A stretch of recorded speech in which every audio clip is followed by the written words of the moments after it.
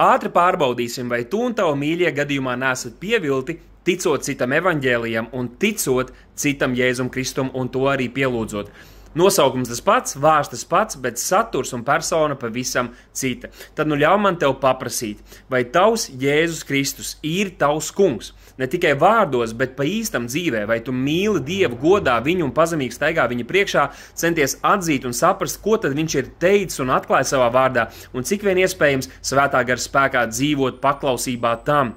Vai tavs Jēzus ir vienkārši tavs draugs vai tavs kungs? Vēl arī ļauj man tev prasīt, vai tavs Jēzus ir dzīvā Dieva dēls, trīsvienīgā Dieva otrā persona, kurš kļuva cilvēks 2000 gadus atpakaļ. Viņš uzņēma šo cilvēcīgo dabu, bet ne brīdi nekad nav pārstājis būt Dievs. Viņš ir alfa un omega, sākums un gals. Viņš vienmēr ir bijis Dievs, viņš arī tagad ir Dievs, un viņš vienmēr būs Dievs.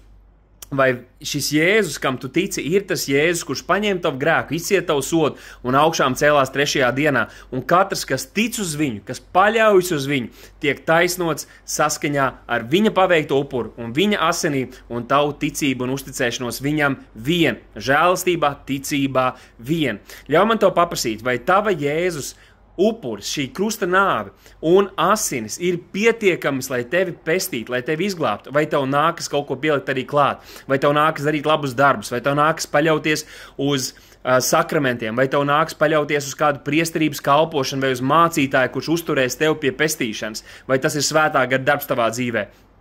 Vai varbūt tev šķiet, ka tev vajag nožēlot grēkus, pieņemt vakarēdienu, tikt kristītam, lai tu varētu tikt glābts, ja kāda no šīm lietām ir nepieciešama, lai tu varētu nākt pie pestīšanas, tad tu esi pievilts un tu tici citam Kristum, jo tava Jēzus asinis un paveiktais darbs nav pietiekams, lai tu nāktu pie pestīšanas.